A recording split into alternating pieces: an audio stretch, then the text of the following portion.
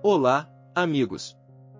Por que é que viver com jovens, com filhos e netos, mesmo sendo pessoas maravilhosas, bondosas, bem-educadas, pode ainda ter um impacto negativo na sua felicidade? Por que é melhor enfrentar a velhice separadamente dos filhos e netos? Ficará surpreendido com as descobertas que serão feitas neste vídeo, por isso, por favor, ouça até ao fim. Quando imaginamos a nossa reforma, geralmente imaginamos uma casa grande, uma família grande e amigável, uma pessoa carinhosa e fiel por perto. Ao redor, muitos filhos adultos e os seus filhos, os nossos netos. Há graça e compreensão universal por todo o lado. Gostamos de cuidar dos nossos netos, ensinando-lhes algo, orientando-os no caminho certo. As crianças estão todas por perto, sob supervisão, debaixo do mesmo teto. O sonho é uma velhice tranquila e despreocupada, rodeada de pessoas próximas. Muitos, tendo esta imagem em mente, começam a construir uma casa tão grande na juventude, necessariamente com vários andares de altura, para que os seus filhos e as suas futuras famílias tenham muito espaço. Mas isto é um erro, amigos. E para que percebam a falácia de tais sonhos, ideias sobre a vida, sobre as relações entre as pessoas, vou contar-vos uma história. Esta história é real, aconteceu mesmo, mas é claro que vou mudar os nomes para manter a confidencialidade. Para que tenha a oportunidade de pensar e não cometer no futuro os possíveis erros que foram cometidos pelos heróis desta história. Então, vamos começar. Uma senhora de 70 anos, antiga professora, vamos chamar-lhe Avó Maria. Os nomes desta história, claro, foram substituídos por mim intencionalmente. Maria enviuvou muito cedo. Seu marido morreu subitamente de um ataque cardíaco, antes de completar 70 anos. Mas a idosa não ficou sozinha, claro, ela e o marido têm filhos já adultos. E então uma delas, a filha, Ângela, juntamente com seu marido, também uma pessoa muito digna e bondosa, percebeu que a mãe não devia ser deixada sozinha. De repente, sugeriram: vá lá, mãe, é melhor viveres conosco. Temos uma casa grande e privada, um terreno, um jardim, muitas flores, com as quais sempre gostaste de brincar. Os netos estarão sempre por perto, será mais divertido e interessante para ti conosco. Claro, a Maria concordou. O pensamento de que passaria mais tempo com os seus amados netos, para além de ajudar a filha nas tarefas domésticas, encheu-lhe o coração de alegria. Quem não gostaria de estar rodeado de entes queridos na velhice? A perspectiva de uma vida assim parecia um conto de fadas, um sonho tornado realidade. A Maria estava feliz por ter uma filha tão boa, um genro tão maravilhoso. Sentia como se tivesse tirado um bilhete da sorte, ganho a lotaria.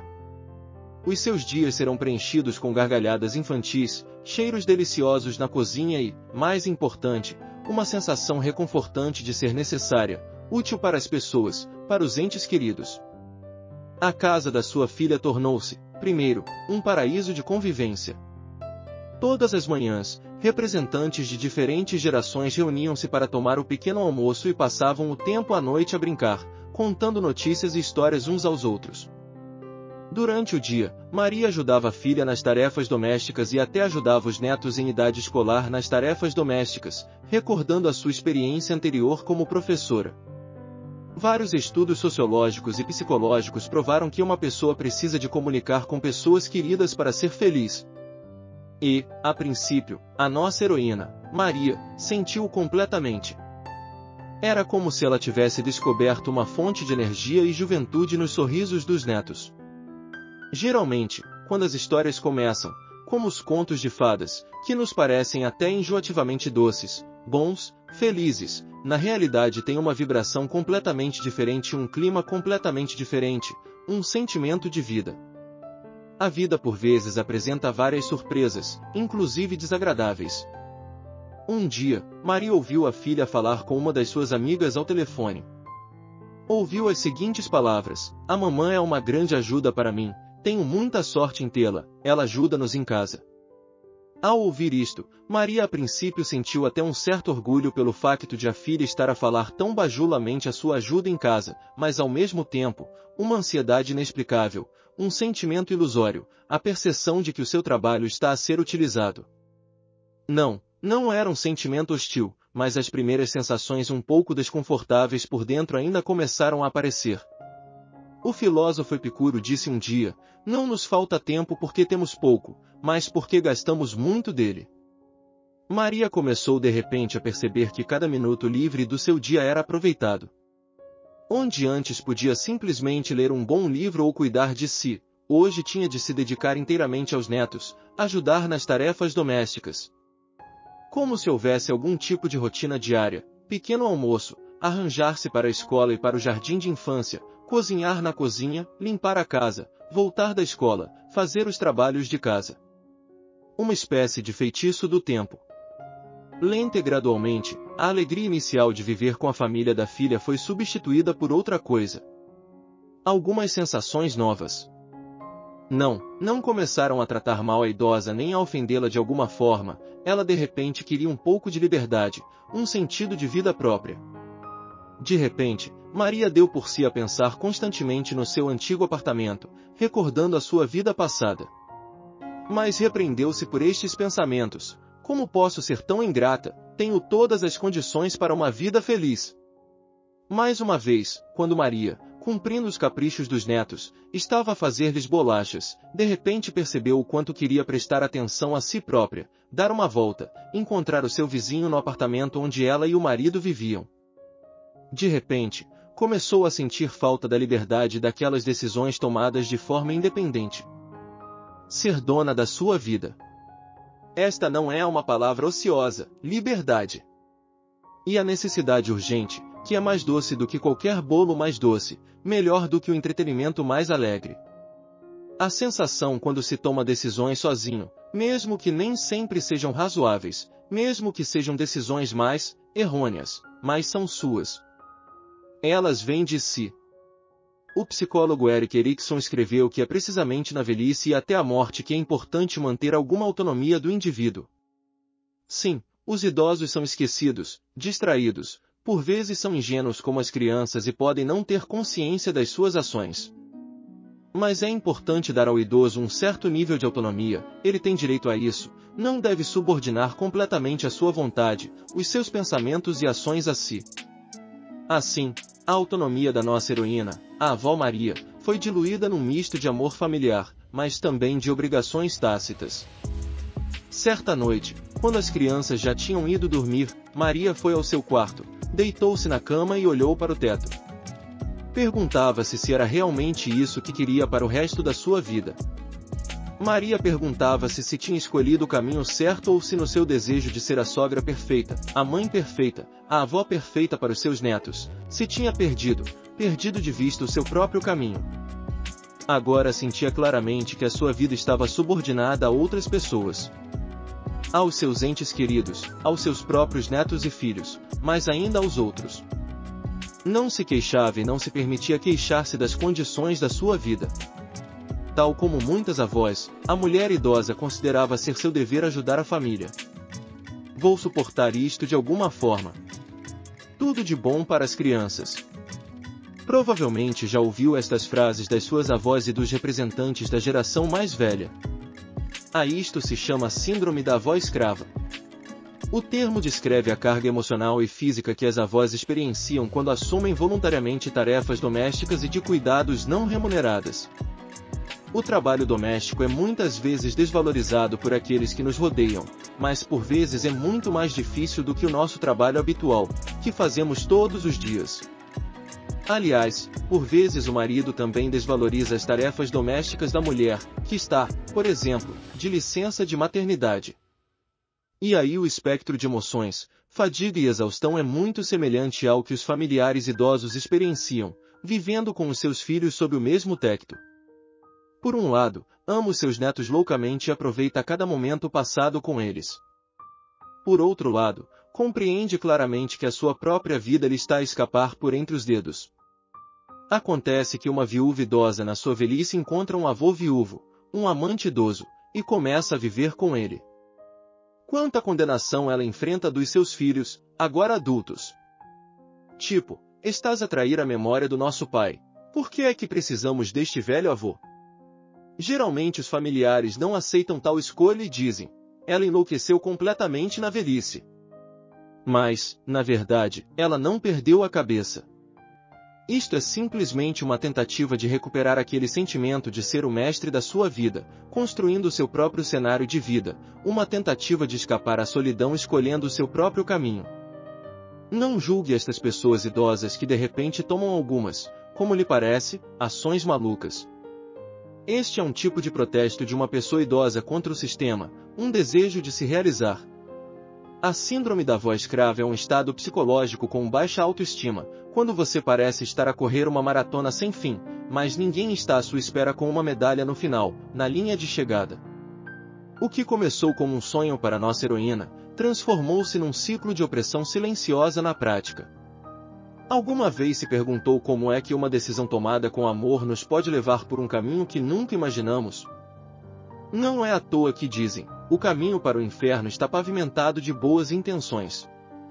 A filha de Maria, Ângela, habituada ao facto de a mãe estar agora constantemente por perto, de repente começa a reagir-lhe de forma diferente. Um dia, quando Maria estava a preparar o jantar, a sua filha Ângela, franzindo o sobrolho, entrou na cozinha e disse, "Mãe, quantas vezes já disse que as crianças não gostam de cebola na voltou a colocá-las?" E este tipo de crítica sobre pequenas questões cotidianas começa inevitavelmente a cair sobre Maria. A perda de autonomia leva a uma crise de identidade e a um sentimento de desesperança. Mesmo quando procuramos apoio junto dos nossos entes queridos, também podemos perder algo valioso na nossa identidade. Estudos científicos mostram ainda que as pessoas que mantêm alguma autonomia na velhice não só se mantêm mais felizes, como também têm sistemas imunitários mais fortes, o que significa que o seu organismo é mais capaz de combater infecções e células cancerígenas. Uma investigação realizada na Universidade de Harvard mostrou que manter a autonomia pessoal não só melhora os processos mentais nas pessoas mais velhas, como também prolonga a sua vida em média 5 a 7 anos. As pessoas mais velhas, mesmo que sejam forçadas a viver com os seus filhos por motivos de saúde, se as crianças forem forçadas a cuidar delas, continuam a necessitar de autonomia. Mesmo em situações tão difíceis, vale a pena tentar dar ao idoso tempo livre e a oportunidade de tomar decisões independentes. Mesmo que seja pequeno, mesmo que seja ao nível de alguns pequenos passatempos e interesses. Se o seu pai ou a sua mãe idosos gostavam de desenhar na juventude, por exemplo, devem definitivamente sentir que mesmo na velhice, mesmo estando acamados, podem estar sozinhos, pegar numa tela e tintas ou num lápis e realizar a sua criatividade. Se um idoso consegue andar sozinho, então deve ter a oportunidade de dedicar tempo apenas aos seus desejos, dar um passeio, comunicar com outros idosos. Na nossa história, a idosa Maria era uma mulher bastante ativa, sabia servir-se e cuidar de si, pelo que o seu estado opressivo não durou muito tempo. Ela tomou a única decisão certa e, ainda assim, regressou ao seu antigo apartamento. Teve uma conversa amigável com a filha e, sob o pretexto da falta de comunicação com os amigos e vizinhos do antigo apartamento, decidiu viver separada. E esta mudança teve imediatamente um efeito positivo não só no bem-estar e no sentimento de felicidade de Maria, mas também nas suas relações com a filha e os netos. A sabedoria popular diz, bons relacionamentos com pessoas queridas são melhor mantidos à distância. Se viverem separados deles, tanto o amor como a compreensão mútua serão mais bem preservados. O mesmo se aplica à vida separada dos casais jovens, as relações com os pais serão mais bem preservadas se viverem separados, e não sob o mesmo teto. A Maria já não estava tão sobrecarregada emocionalmente, não se sentia emocionalmente cansada, tinha novas histórias pessoais, que podia partilhar alegremente, indo visitar a filha, a família e os netos ocasionalmente, aos fins de semana. Durante a primeira conversa, a filha sentiu um certo sentimento de culpa. Ela continuou a perguntar, mãe, é assim tão mal para te viver conosco? Talvez tenhamos feito alguma coisa de errado? Mas a explicação da mãe idosa foi verdadeira e muito sábia. Não, minha filha, tu e a tua família são boas pessoas. Mas eu só preciso de redescobrir o meu espaço de vida. O filósofo francês Jean-Paul Sartre observou um dia, o homem está condenado a ser livre apenas quando é deixado por si próprio. O mais interessante é que a filha de Maria, Ângela, embora estivesse preocupada com a decisão da mãe, no fundo compreendia e apoiava a decisão da mãe. Ela própria tinha um subtil sentimento de que a mãe estava infeliz. Cada um deveria ter o seu próprio espaço pessoal. Mas, infelizmente, nem todas as pessoas encontram coragem e bravura suficientes para conduzir este diálogo com os seus entes queridos. Muitas vezes, isto pode terminar em discussões, mal-entendidos e ressentimentos. A memória e o nosso passado permanecem conosco, a memória do falecido marido, recordações agradáveis da vida no antigo apartamento, a oportunidade de organizar tudo da forma que se deseja, a comunicação com os vizinhos e até a forma como vemos o mundo à nossa volta. Tudo isto ajudou Maria a lidar com o desconforto psicológico e a encontrar finalmente a sua felicidade. Esta é a história, amigos, estes são os meus pensamentos. Espero que tenham achado útil. Há algo em que pensar e talvez vos ajude a tomar a decisão certa em situações de vida semelhantes. Cada um de vós que está a ouvir este vídeo neste momento, faça a si mesmo estas simples perguntas: quanta autonomia tem? Tenha certeza de que está a viver a sua vida? Ou aquela que os outros esperam de si? A vida é demasiado curta para desperdiçar com algo que não o faz feliz e o faz infeliz. Subscreva este canal, haverá muito mais coisas interessantes e úteis. Obrigado pela sua atenção. Adeus e até nos voltarmos a encontrar.